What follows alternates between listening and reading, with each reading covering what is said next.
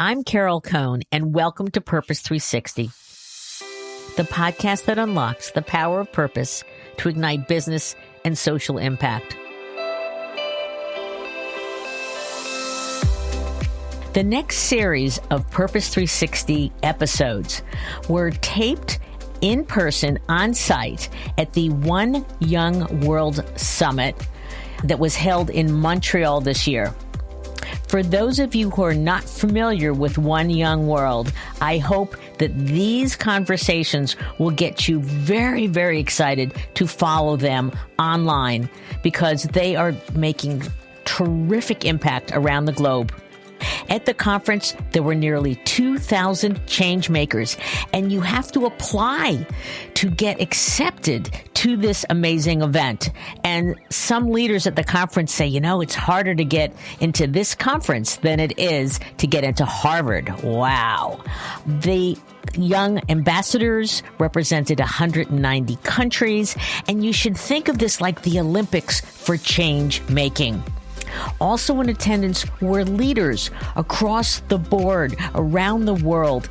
Think older individuals like myself who have worked in the field for so many years, helping to make change.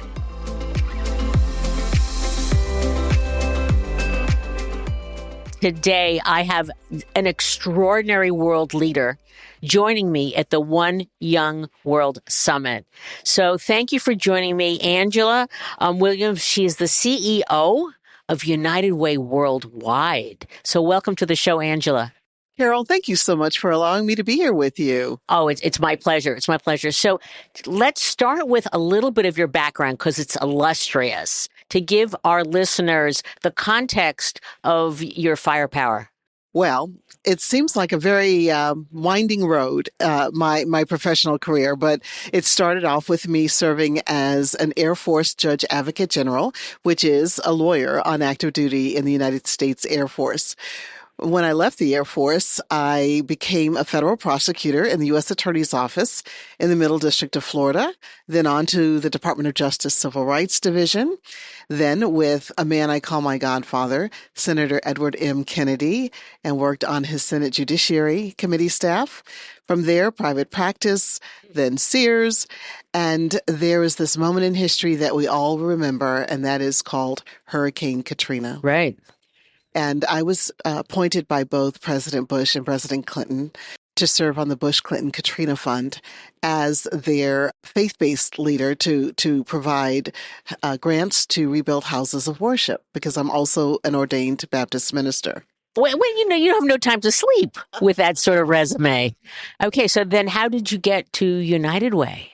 After finishing my work with the Bush-Clinton-Katrina Fund, I decided to stay in the nonprofit sector. I loved it so much, became the general counsel of YMCA of the USA, on to CEO of Easter Seals, which is a national disability organization, and now here at United Way Worldwide, operating 1,100 local United Ways in 37 countries. You really don't sleep, but you look fabulous. So that's great. So I want to go right to, why are you here at the One Young World Summit? United Way and youth. I know about Live United, which I love. Is that campaign still going? We are launching a brand new brand next month. Oh, well, I love Live United, so I'm sure it's going to be even better. So that's great. So maybe you can give a little bit of a foreshadow on that. But why are you here in Montreal? What I am so incredibly thankful for is one of my board members, Michelle Parmalee with Deloitte, insisted that I meet with Kate Robertson, who is the co-founder of One Young World.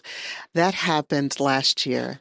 Kate said, Angela, the young people at One Young World must hear your voice. I want you to come. And I showed up last year in Belfast, Northern Ireland, my first experience with One Young World. And today here in Montreal, Canada is my second time. I am so absolutely thrilled to be engaged with thousands of young professionals from around the world. So much so that I brought 10 United Way colleagues and staff from around the world as delegates. I think that's really wonderful because so many of us, a little bit of the older types, know about United Way as very much okay. It's this giving campaign at work, and then the money is distributed, and I'm not quite sure where. But United Way has changed so much. So, and I'm sure part of that is because of your leadership. And I heard you said you might have a new campaign coming. So let's talk about the change and the evolution and why it's so important to engage young people as change makers. You and I know that when people talk about the future, they think it's maybe 3, 5, 7 years out. I say the future is now. And we have to empower change makers now. What I am so thrilled about with United Way, we are a 137-year-old organization. And as you noted, a lot of our fundraising has been through employee giving campaigns. We have wonderful thousands of global corporate partners that allow their employees to give of their time, their talent, and their treasure in partnership with United Way. What's also very special, though, is that the funds that we raise annually, we raise several billion a year, we actually distribute to 29,000 other nonprofits. So if people were to ask what happens if United Way were to disappear, there is a ripple effect. Partners like the YMCA or Easter Seals or other smaller nonprofits that receive some funding from us locally would lose valuable resources. What I'm excited, though, now about in 2024 is that we are embarking upon a transformation of our organization. The world is changing rapidly.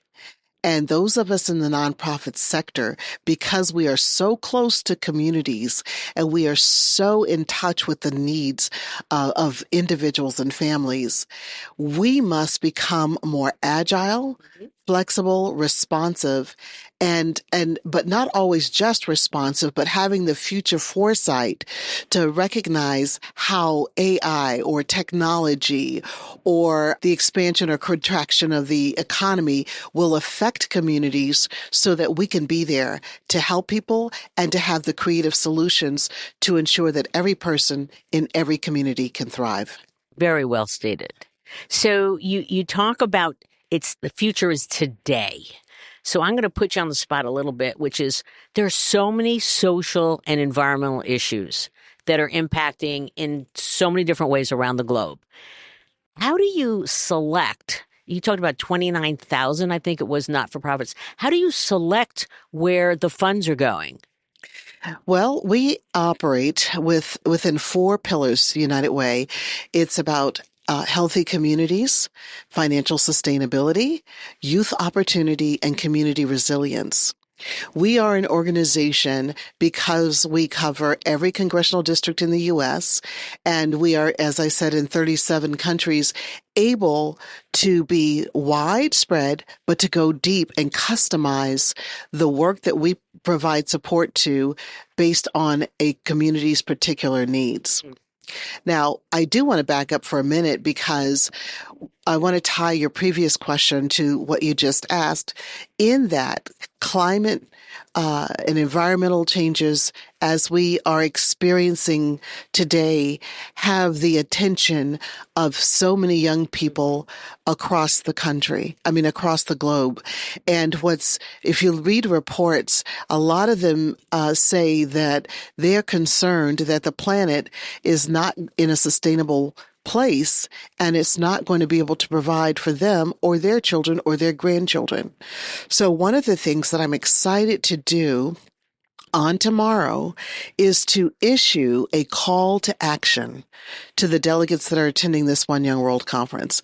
And a big preview, we have an app that people can download from the App Store, and the app is thrHIVEr by United Way. Nice. And thrHIVEr is spelled a little bit differently. Okay. thrHIVEr.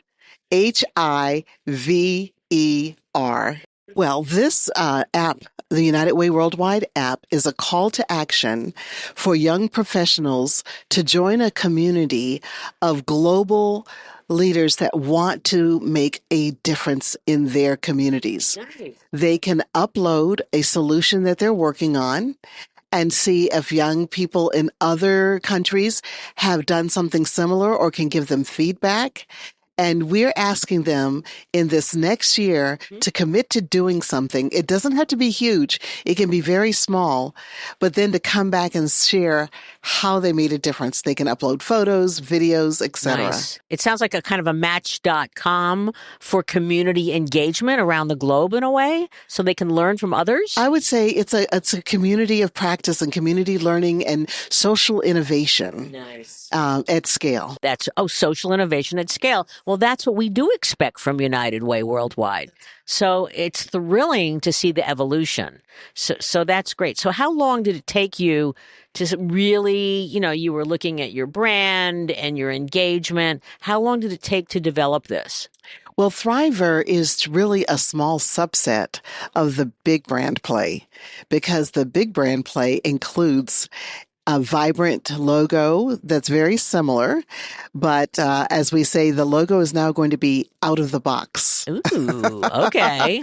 And I can't spoil it because my chief marketing officer would have my head, but people will see soon a newly invigorated United Way logo with even an understanding of what our taglines will be. We're going to have various campaigns as part of our logo that are coming out next year, and some incredible PSAs.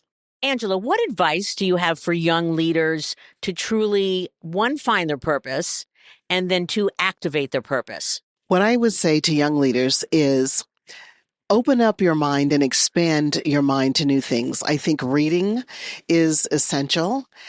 Making friends with people that don't look like you or even speak your language. Be open to new ideas. If you can, get out and see the rest of the world. And most importantly, build relationships that are meaningful and allow others to speak into your life in a way that motivates you, that holds you accountable, and that cheers you on. That's lovely. Now, I want to ask the other question, which is that, especially in the U.S. with the ESG controversy and DE&I and leaders going backwards with their commitments, what advice do you have for leaders today, anybody in the C-suite, whether it's strategy, whether it's HR, whether it's finance, tech? What do you have to say to them about helping the world evolve to be workable for all of us? One of the things that I think is most important is all of us must start from this grounding. Difference doesn't mean deficiency. And so when we understand that we are all human beings with hope and purpose and possibility, our vision at United Way is to create a world in which every person in every community can thrive. And I say, C-suite leaders, you want a company that has a culture that allows all employees to feel safe and to be able to thrive. And so in allowing employees of all backgrounds, experiences, and mindsets to have opportunities for growth and to engage in the company and to feel as if they are valued and heard is most important. And I would encourage people to stop getting caught up in the rhetoric of this term or this phrase. Because I go back to my initial point. We are all human. We all have a right to be here, and we all should be free to engage in a meaningful way that makes us go home from the workplace and feel good, or live in a community where we feel safe and welcome and can thrive. So you're here at the summit. Now, there are so many social issues. And I know if you're a parent, which you probably are, you never say, I love one child versus another, but you're allowed to say they're different. So if you had 2 or 3 social issues that are really important, how about to you personally? Not because we want, United Way has to be very neutral, but how about to yourself? For me personally, I am concerned about education opportunities for young people, having access, because education is really the key to opening up one's mind and to opportunities. The second thing that's important to me is for especially young girls to be able to be educated. We see in some of the African countries and in India, once young girls start their menstrual cycle, if there's not a clean bathroom, they don't go to school. Right. And we see it also in South and Central America. So we are ending up as a global population losing out on the talent of young girls because we have not properly cared for them and facilitated a way for them to learn. Sure, period poverty is a really big issue that is all around the globe. Is there a third focus that you really feel very strongly in your heart? For people to feel safe in their communities, and by safety, not only physical safety, but mental safety as well. A lot happening in mental health. And it was fascinating to see that I saw Gen Z concerned about social media impacting their mental health. Yes. Not just their parents saying it's a problem, but they're recognizing the amount of hours that they're getting sucked in, 4 to 7 hours a day, and also the comparisons, especially to young girls, and then the impact on suicide. Yes, it's horrible. It's the undue pressure, and it's the fakeness. It's not even the authenticity of people relating to each other. Absolutely. Thank you. So what in 5 years, I'm going to invite you back, but probably sooner than that. And I know that you are such an accomplished professional. What do you want to achieve in 5 years as the leader of United Way Worldwide? I want United Way Worldwide to be that nonprofit sector leader that trains the next generation of leaders. And we have recently launched the Next Gen Leaders Program, where we are training young professionals within our network within about 3 to 5 years in their roles to be future forward thinkers. We're partnering with the Institute for the Future to train them about being futurists. Great.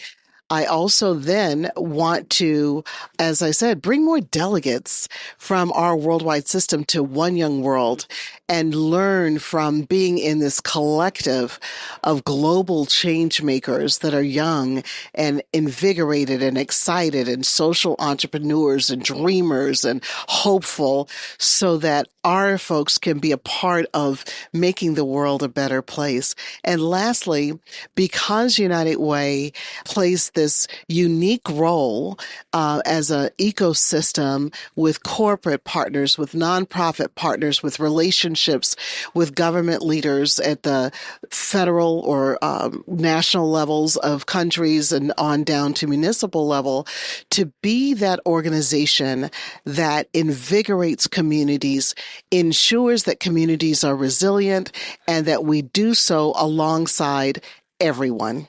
Beautifully stated. I'm going to ask you one other question. What is the role of purpose in an AI-driven world? What is the role of purpose in an AI-driven world? That is a very philosophical question. And I do believe it's something we all need to wrestle with. I will say that I do have the privilege to begin wrestling with that because I was invited by John Hope Bryant, the head of Operation Hope, to join the OpenAI Ethics Council that he is co-chairing with Sam Altman. And as we begin to think about the ethics of AI and how it impacts humanity, those are some of the questions we will be wrestling with. Do I think AI is bad or technology is bad? Absolutely not. There is a use for it.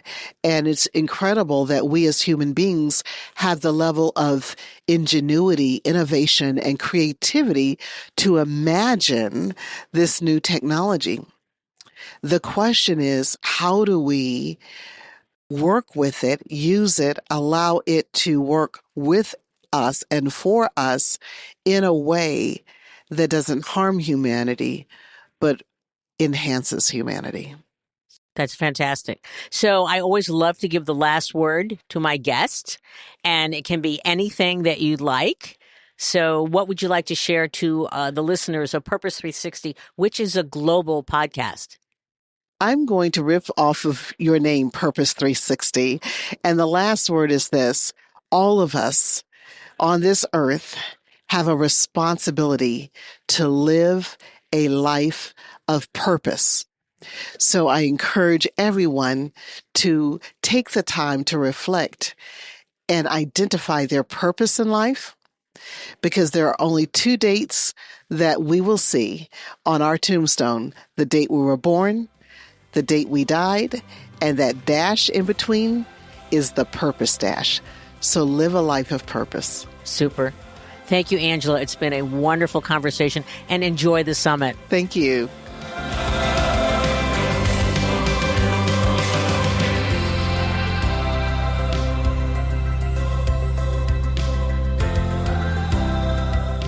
This podcast was brought to you by some amazing people, and I'd love to thank them. Ann Hundertmark and Kristen Kenny at Carol Cone on Purpose, Pete Wright and Andy Nelson, our crack production team at True Story FM, and you, our listener.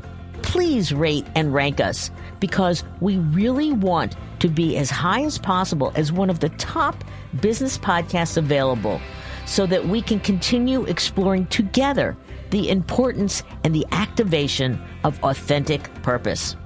Thanks so much for listening.